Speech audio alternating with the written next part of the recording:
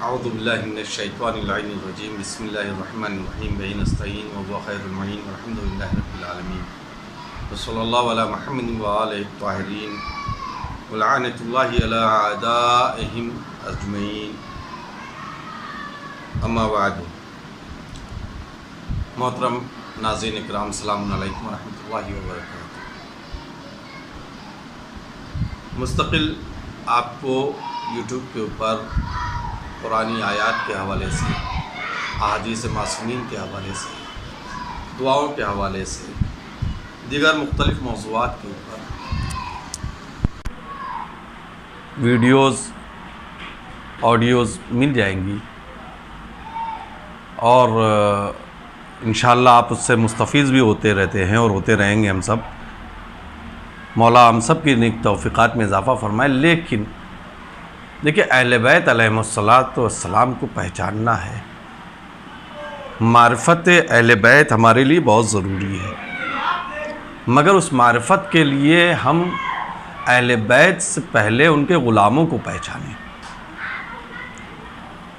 معرفت اصحاب اہل بیت، جنہوں نے اہل بیت کے اوپر اپنی جان قربان کی، جنہوں نے اہل بیت کے اوپر اپنے خون کو بہایا یا اپنی زندگی وقف کر دی، جن کو ہم تاریخ کی زبان میں یا ادب کی زبان میں صحابی کا لفظ استعمال کرتے ہیں، جن کے لیے اصحاب اہل بیت کہتے ہیں، اصحاب رسول کہتے ہیں، اصحاب کربلا کہتے ہیں، الگ الگ معصومین کے صحابی کے حوالے سے۔ ان کا کیا مقام ہے، ان کے کیا مرتبہ، ان کی اپنی خود کی کیا شخصیت ہے؟ ہم ان کا صرف نام سن کر کے رہتے ہیں، مجلسوں میں سلمان فارسی ان کا نام سن لیا، یا تھوڑے بہت ان کے واقعات، جناب ابو ذر غفاری ایک آدھ واقعات اور ان کے بارے میں تھوڑا بہت جان لیا، میثم تمار تھوڑا بہت جان لیا، مسلم بن عقیل ان کے بارے میں تھوڑا بہت جان لیتے ہیں، یا کربلا کے اصحاب ہیں، محرم کی مجلسوں میں یا میزا میں ان کے بارے میں عشر اولیٰ میں ذرا بہت تذکرہ آ جاتا ہے۔ جناب حمزہ، جناب جعفر طیار، جناب عبداللہ ابن جعفر طیار، یہ اور دیگر اور بن جعفر طیار، یہ وہ اصحاب ہیں کہ جنہوں نے ابتدائے اسلام میں اپنی قربانیاں پیش کی ہیں۔ ان کو پہچانے پہلے ہم ان کی معرفت حاصل کریں، یہ ہیں کیا۔ میں اپنے اس گفتگو کے درمیان اس چینل کے ذریعے سے کوشش کروں گا کہ کچھ حد تک ان کی زندگی کے اوپر روشنی ڈالی جائے۔ انشاءاللہ روزانہ ایک صحابی کے اوپر گفتگو ہوگی، کم سے کم 15-20 صحابی کے اوپر تو اس ماہ مبارک کے حوالے سے ہماری گفتگو ہو جائے گی، تاکہ ہمارے نوجوان ان کو پہچان سکیں، ان کی معرفت حاصل کر سکیں کہ انہوں نے کیا قربانیاں دی ہیں اور کس طریقے سے اسلام کا دفاع بھی کیا ہے، ولایت کا دفاع کیا ہے۔ ہم ولایت پہ جان دیتے ہیں، لیکن اصل وہ جو لوگ کہ جنہوں نے ابتدائی مرحلے میں ولایت کے اوپر اپنی جان کو قربان کیا ہے، وہ کون تھے؟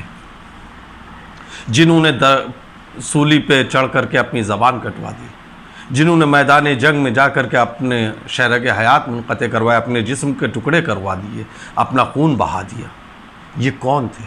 مگر اس کے پہلے ایک چیز کے اوپر غور کریں، لفظ صحابی۔ صحابی بنا ہے صحبت سے، یہ لفظ ہے بڑا عام، وہ صحابی، فلاں صحابی، فلاں صحابی، ہم صحابی نہیں مانتے، وہ صحابی کو نہیں مانتے۔ صحابی کہتے کسے ہیں؟ صحابی کی ڈیفینیشن کیا ہے؟ صحابی کی تعریف کیا ہے؟ صحابی صرف ساتھ میں رہنے والے کو نہیں کہتے، صحابی صرف نظر اٹھا کر کے دیکھ لینے والے کو نہیں کہتے۔ اگر صرف دیکھنے والے کو صحابی کہا جائے تو ابو جہل بھی صحابی ہے، اگر صرف ساتھ میں رہنے والے کو صحابی کہا جائے تو پھر اتباع شہبہ بھی صحابی ہیں، اس لیے کہ پیغمبر کی حیات میں تھے، یہ لوگ پیغمبر کے ساتھ رہے ہیں۔ ابو لہب رسول کا چچا بھی تھا، ساتھ میں رہا، زمانہ دیکھا ہے رسول کا، تو کیا ساتھ میں رہنے کو صحابی کہتے ہیں؟ نہیں۔ پھر صحابی کسے کہتے ہیں؟ صحابی کی تعریف کیا ہے، اسی کے اوپر پہلی گفتگو ہماری ہوگی انشاءاللہ۔ صحابی کی ڈیفینیشن کیا ہے، صحابی کی تعریف کیا ہے، صحابی کہتے کسے ہیں۔ دیکھیے یہ بات واضح ہونا چاہیے کہ ایسا شخص کہ جس کے حضرت پیغمبر سے ملاقات بھی کی ہو اس عالم میں، کہ وہ شخص صاحب ایمان ہو۔ پیغمبر اسلام سے ملا ہے تو جس وقت ملاقات کی اس وقت وہ با ایمان تھا، بے ایمان نہیں تھا، کافر مرتد مشرک یہ سب نہیں تھا، بلکہ ایمان والا تھا، اللہ کو بھی مانتا تھا، اس کی وحدانیت کا کلمہ پڑھتا تھا، پیغمبر کی نبوت و رسالت کی گواہی دیتا تھا، ان کا کلمہ پڑھتا تھا۔ اگر اس عالم میں ملا ہے پیغمبر سے تو پھر وہ صحابی ہے، اور یہی نہیں کہ صرف بس جس وقت ملاقات کی اس وقت با ایمان تھا اور وہاں سے اٹھ کر کے چلا آیا اور آ کر کے پھر وہ کافر ہو گیا، مرتد ہو گیا، مشرک ہو گیا، بے دین ہو گیا، ایمان سے ہٹ گیا، اسلام و شریعت کے خلاف کام کرنے لگا، تو اب وہ صحابی رہے گا نہیں۔ اپنی زندگی کے آخری لمحے تک، روح کے قبض ہونے تک وہ اپنے ایمان پر باقی رہے، چاہے عہد رسالت میں اس کی موت ہو یا پیغمبر کی اس دنیا سے جانے کے بعد اس کی موت ہوئی ہو، وہ صحابی ہے۔ اسی طرح پیغمبر کے صحابی ہے، اسی طرح مولا کائنات کے صحابی ہوں گے، اسی طرح امام حسن، امام حسین اور دیگر ائمہ کے صحابی بھی ہوں گے۔ اب ان میں بھی مرتبے ہیں، درجے ہیں، وہ الگ چیز ہے، لیکن اب آپ دیکھیے کچھ وہ ہیں کہ جو صرف عہد پیغمبر میں آئے، با ایمان تھے، لیکن پیغمبر کے وفات کے اور اس دنیا سے جانے کے بعد، شہادت کے بعد، جب خلافت مولا کائنات کا دور آیا، خلافت ظاہری کا 11 ہجری کے بعد، اور مولا کائنات کی ولایت کو نہیں مانا، ولایت کے خلاف ہو گئے۔ اب علی کے صحابی ہیں یا نہیں یہ دیکھنا ہے۔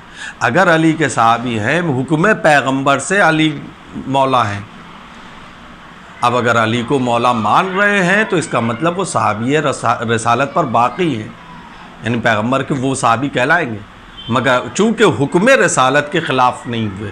لیکن اگر حکم رسالت کے خلاف چلے گئے، پیغمبر کی بات کا انکار کر دیا یا وعدہ شکنی کر لی جو پیغمبر نے غدیر میں کی تھی، تو اب وہ صحابی کی فہرست میں نہیں رہیں گے، اب ان کو پیغمبر کا بھی صحابی نہیں کہا جائے گا، اس لیے کہ وہ اپنی زبان سے پھر گئے، اپنے عمل سے پھر گئے، اپنے قول سے پھر گئے، منحرف ہو گئے۔ جو پیغمبر سے عہد کیا تھا اس عہد کو توڑ دیا ہے، اس وعدے کو توڑ دیا، وعدہ خلافی کی ہے، تو وہ پیغمبر کا وعدہ خلافی کرنے والا پھر پیغمبر کا صحابی کہاں سے رہے گا؟ صحابی تو وہ ہے نا کہ جو وعدہ کر لیا تو ختم بات، لہٰذا پیغمبر کا بھی صحابی نہیں رہا، یعنی مولا کائنات کی ولایت کو نہ ماننے کا نقصان یہ کہ پیغمبر کی صحابیت سے بھی اس کا نام خارج ہو گیا۔ یہ کچھ وہ ہیں کہ جنہوں نے پیغمبر اسلام با ایمان بھی تھے مگر نابینا تھے، اپنی ان ظاہری آنکھوں سے پیغمبر کو نہیں دیکھا ہے، تو آیا ان کو کہا جائے گا صحابی؟ کہاں؟ ان کے لیے صحابی کا لفظ رکھا جائے گا اس لیے کہ ضروری نہیں ہے کہ ان ظاہری آنکھوں سے دیکھے، بلکہ اس نے چشم بصارت سے نہیں، چشم بصیرت سے پیغمبر کو دیکھا ہے، دل کی آنکھوں سے دیکھا ہے، دل کے نور سے دیکھا ہے۔ لہٰذا ہے، بعض علماء کہتے ہیں کہ ان کے لیے بھی کہ وہ نہیں ہے، بعض کہتے ہیں ہمیں اس میں بحث میں نہیں جانا، لیکن بہرحال وہ مرتبے اور عظمت میں صحابیت کے درجے پہ فائز ہیں۔ بہت سے لوگ وہ ہیں کہ جیسے آپ ویسے قرنی، پیغمبر کو دیکھا نہیں مگر پیغمبر نے ان کو سلام کیا، یہ ملاقات کے لیے پیغمبر کے آئے ہیں۔ انشاءاللہ جب ان کی گفتگو آئے گی، ان کے آیات، تو تفصیلی گفتگو سب کے بارے میں عرض کروں گا۔ تو ان کے حیات میں آئے، پیغمبر سے ملاقات نہیں ہوئی، آپ کا سنا وہ واقعہ ہے، چلے گئے، لیکن جب آئے ہیں پیغمبر اسلام تو پھر کیا فرمایا کہ میں قرن کی خوشبو محسوس کر رہا ہوں، اور پھر اویس کے سلام کا جواب دیا ہے، اویس کو سلام کیا پیغمبر اسلام نے۔ اب ان کے بارے میں بھی ہے کہ آیا یہ صحابی تھے یا نہیں تھے، اس پہ انشاءاللہ گفتگو ان کے زندگی میں کی جائے گی۔ یہ ہے اصحاب کا سلسلہ۔ صاحب روضۃ الاحباب نے کہا ہے کہ صحابہ کے عدد معین و معلوم نہیں ہے، ہاں بعض غزوات میں اس کا پتہ چلتا ہے کہ کتنے صحابی تھے۔ مثلا جنگ تبوک میں 30,000 یا 40,000 یا بروایت 70,000، اور حجۃ الوداع یعنی غدیر سے قبل والا حج، جس کے بعد پیغمبر اسلام نے ولایت مولا کائنات کا اعلان کیا ہے، پیغمبر کی زندگی کا وہ آخری حج سن 10 ہجری کا، جس میں پیغمبر اسلام کے ساتھ 1,00,000 سے زیادہ صحابی موجود تھے۔ تو تعداد اصحاب کی یہاں تک ہے۔ ہم یعنی ایک وقت میں موجود، یہ وہ نہیں ہے کہ جو کوئی مدینے میں ہے، مکے میں ہے، شام میں ہے، یمن میں ہے، ادھر ادھر ہے، دوسرے ممالک میں چلا گیا ہے، ان کو شامل کیا، نہیں، جو وہاں موجود تھے۔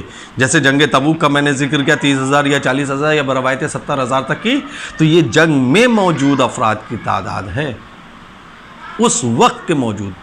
اس کے علاوہ جو دوسرے مقامات پر تھے ان کی تعداد الگ ہے۔ جہاں تک مجھے یاد آ رہا ہے کہ میں نے پڑھا تھا اسلام در جہان، وہ جہان در اسلام نامی کتاب ہے، اس میں کہ جس وقت پیغمبر اسلام کی آنکھ بند ہوئی ہے 28 صفر سن 11 ہجری میں، اس وقت وہ لکھتے ہیں کہ کائنات کا بادشاہ پیغمبر اس دنیا سے رخصت ہوا ہے۔ افسوس اس بات کا ہے کہ ان کی تدفین میں صرف چند افراد ہیں، جبکہ اس بادشاہ کے صحابی کی تعداد 1,50,000 کے اوپر ہے۔ بروایت اس میں پھر دوسرا آگے لکھا نہیں 5,00,000 سے اوپر ہے دنیا میں۔ تو اس طریقے سے تعداد الگ الگ ہے موجود کہ کل دنیا میں صحابی اس وقت جو تھے، یعنی اس وقت کے دنیا میں پیغمبر اسلام کے ساتھ ملنے والے، پیغمبر سے ملاقات کر کے جانے والے، اس طریقے کے افراد جو با ایمان تھے، میں پھر کہہ رہا ہوں ایمان کے اوپر جو تھے، ان کی تعداد بتائی گئی۔ تو یہ حج کے موقع پہ جو لوگ بظاہر ابھی با ایمان ہیں ظاہراً، ان کی تعداد 1,00,000 سے زائد تو حج پہ ہے جو وہاں موجود تھے، وہی پھر غدیر تک آئے ہیں جہاں علی کی ولایت کا اعلان ہو۔ اب اس کے بعد سے لوگ منحرف ہونا شروع ہوئے ہیں، اور پھر نتیجہ آپ کے سامنے ہے کہ کتنے لوگ بچے ہوں گے، ٹھیک ہے۔ اور اس کے علاوہ جناب شیخ زین الدین علی عاملی بہت بڑے عالم گزرے ہیں، انہوں نے اپنی شرح درایت اصول حدیث میں جو ان کی تصنیفات جدیدہ میں سے ہے، یعنی اس وقت کے اعتبار سے اب تو قدیم ہو گئی، یہ صاحب مجالس المومنین لکھتے ہیں، یعنی شہید ثالث رحمۃ اللہ علیہ، انہوں نے مجالس المومنین میں لکھا ہے کہ جناب خاتم المجتہدین شیخ زین العابدین علی عاملی نے اپنی شرح درایت اصول حدیث میں جو ان کی مصنفات جدیدہ میں سے ہے نقل کیا ہے کہ بعد حضرت کی وفات کے 14,100 آدمی صحابی تھے۔ وہ لکھتے ہیں مؤلف کے خیال میں جن لوگوں نے 70,000 اور 1,00,000 کا ہے، ان لوگوں نے صرف صحبت کا اعتبار کیا ہے، اور جنہوں نے کم کہا ہے قیود ایمان، بقا بر ایمان وغیرہ کے خیال کے ساتھ لکھا ہے۔ یعنی یہ جو لکھ رہے ہیں شیخ عاملی شرح درایت اصول میں، وہ ان لوگوں کے لکھ رہے ہیں کہ جو پیغمبر کے وفات کے بعد بھی اپنے ایمان پر باقی تھے، ان کی تعداد 14,100 ہے۔ غدیر کے بعد، انکار ولایت کے بعد، سب کو کاٹ چھاٹ کر کے انہوں نے جو تعداد اس وقت کی لکھی ہے وہ 14,100 افراد پر مشتمل ہے، صحابی رسول کی تعداد، ٹھیک۔ واللہ اعلم۔ ہاں، اور تقدیم الاسلام اور ہجرت اور پھر شرکت غزوات اور ملازمت صحبت اور شہادت وغیرہ کے صحابہ کے در ان مختلف حالات کو اگر دیکھا جائے، سب کو شامل کر لیا جائے تو پھر تعداد وہی 5 لاکھ تک بھی جا سکتی ہے. یعنی جو آئے آ کے چلے گئے، مرتد ہو گئے اور ساری چیزیں ہو گئی. ٹھیک ہے. البتہ ہم لوگوں کے یعنی فرقہ حق امامیہ کے نزدیک ایمان اور عدالت وغیرہ کے لحاظ سے صحابی اور غیر صحابی میں فرق ہے. کیوں؟ اس لیے کہ ایمان اور عدالت کو ثابت نہیں کرتا اس بات پہ کہ باعث سے اور اہل خلاف جو اپنے کو اہل سنت و جماعت کہتے ہیں تمام صحابہ کو ایمان و عدالت میں یکساں جانتے ہیں. ہمارے یہاں نہیں ایسا ہے. ہمارے یہاں صحابی کے درجے، سلمان 10ویں پہ، بزر 9ویں پہ، کوئی 8ویں پہ، کوئی 9ویں ہے نا 7ویں پہ. ہمارے ایمان کے بھی درجے ہیں. ان کیا کوئی نہیں، ان کا سب برابر ہے. یہ درجہ بندی صرف ہمارے یہاں ہے ایمان کے اعتبار سے. کہا نا کہ ہمارے یہاں ایمان اور عدالت کی بنیاد پر صحابہ میں درجہ بندی ہے. ان کے یہاں کوئی درجہ بندی نہیں ہے. ہمیں اس سے کوئی بحث بھی نہیں کرنی ہے کہ ان کے یہاں کیسے کیسے نہیں ہے. ہمیں اپنا دیکھنا ہے. ہمارے یہاں ایمان کی بنیاد پہ. اس لیے یاد رکھیں ایمان اور عدالت یہی تقوی کی جان ہے.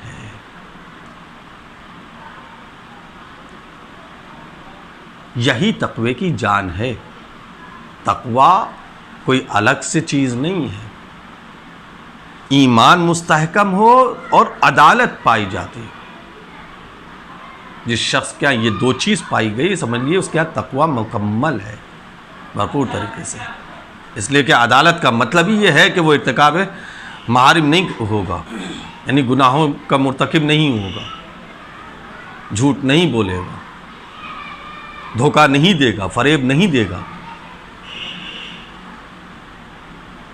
اگر عدالت پائی جاتی ہے تو ایمان ہے تو پھر سیدھی بات ہے ایمان میں بھی یہی ساری چیزیں ہیں کہ وہ ایمان ہے تو دھوکہ نہیں دے گا، کسی کو فریب نہیں دے گا، دغا نہیں کرے گا. ایمان ہے، ایمان مستحکم ہونا چاہیے. یہ دو چیزیں تو انسان متقی ہے. ٹھیک ہے. ان میں سے کسی پر لعن و طعن جائز نہیں جانتے، بلکہ لعین و تعین کو گنہگار اور خارج از ایمان سمجھتے ہیں. وہ سب بحث الگ ہے، یہ ان کے یہاں کا ہے. لیکن یاد رکھیں کہ یہ قول غلط اور بالکل گمراہی کے سبب سے پیدا ہوا ہے، اس لیے کہ اصلیت صحابہ کی وہی ہے جو پہلے مقدمے میں میں نے بیان کیا ہے کہ ابھی تھوڑی دیر قبل جو میں نے بیان کیا ہے کہ پیغمبر سے ملا ہو اپنے ایمان کے ساتھ اس طریقے سے کہ موت بھی اس کی ایمان پر آئی ہو. پیغمبر اسلام کے زمانے میں بہت سے ایسے منافق تھے کہ جن کو حضرت کی صحبت نصیب ہوئی ہے لیکن بعد میں مرتد ہو گئے. میں نے جیسا کہا غدیر تک آئے ہیں، ظاہراً وہ مومن ہیں لیکن غدیر کے بعد علی کی ولایت نہ ماننا یعنی حکم رسول کو نہیں مانا، رسول کا حکم نہ ماننا یعنی منافقت ہے، رسول کے حکم کے خلاف ورزی یعنی ایمان سے گئے. پیغمبر کے اوپر بھروسہ نہیں رہا انہیں. جو اسے پیغمبر پہ بھروسہ نہیں، وہ پیغمبر کا صحابی کیا ہوگا؟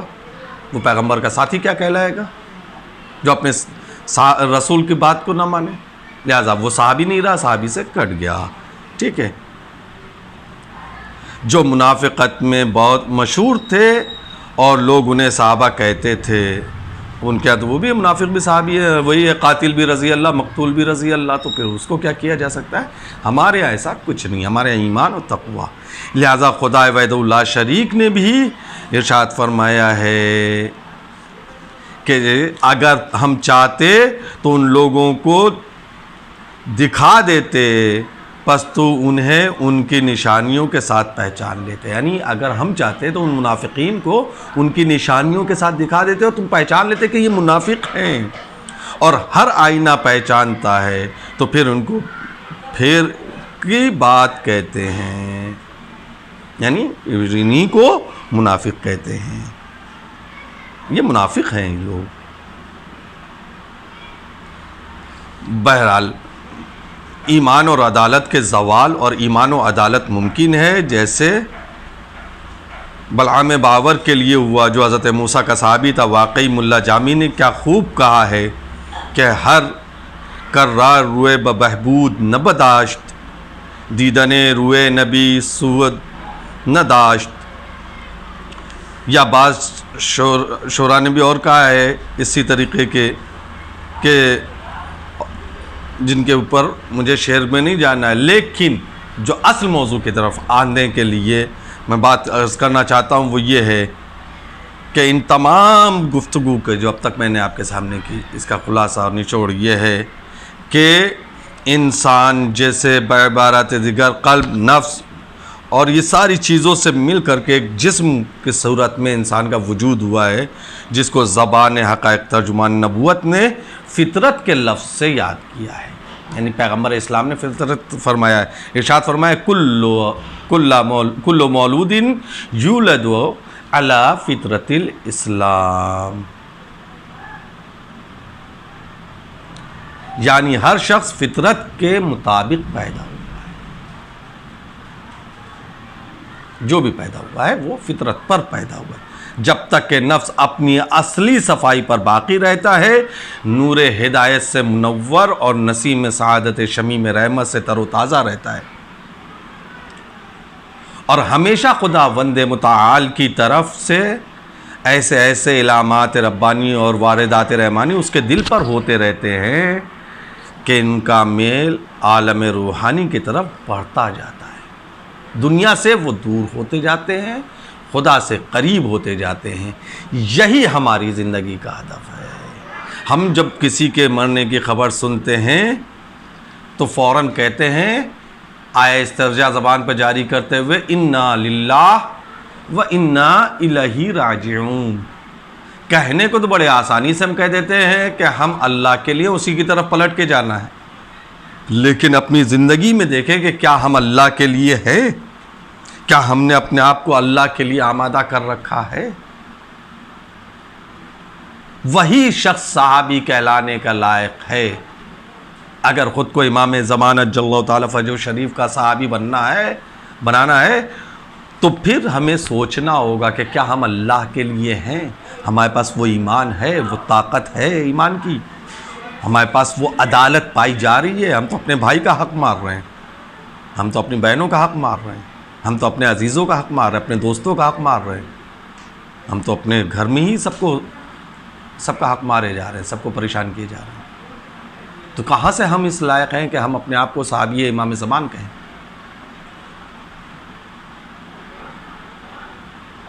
وعوانی وانصار ہی کہہ دینا زیارت میں یا دعا میں، مولا جلدی آئیے اور ہم کو اپنے اعوان و انصار میں شامل کیجئے، یہ آسان ہے۔ اعوان ہی اور انصار ہی کا کیا مطلب ہے؟ وہی صحابی، آسان لفظوں میں کہا جائے تو صحابی بننا ہے تو پھر اپنے اندر دیکھیں کہ کیا ہماری زندگی ویسی ہے کہ جیسی اللہ چاہ رہا ہے، جیسے امام چاہ رہے ہیں۔ اگر عیاذ باللہ ہم نے اپنے آپ کو اس اصلی فطرت سے منعرف کر لیا تو پھر توجہ ذات ہماری ربانی، ہمارے اوپر سے جو توجہ ہے خدا کی دور ہوتی جائے گی، پھر ہم اسی طرح ابتلاءات میں، مشکلات میں، پریشانیوں میں گرفتار ہوتے چلے جائیں گے۔ ہمیں خدا سے قریب ہونا ہے انشاءاللہ تعالی المستعان۔ یہیں سے ہم گفتگو کو آگے بڑھائیں گے اور پھر انشاءاللہ صحابی کے زندگی کے اوپر روشنی ڈالیں گے، مگر ابھی کچھ گفتگو اسی موضوع سے مربوط تھوڑی سی اور رہے گی، یہ جو انشاءاللہ آئندہ کی گفتگو میں عرض کریں گے۔ السلام علیکم ورحمۃ اللہ وبرکاتہ۔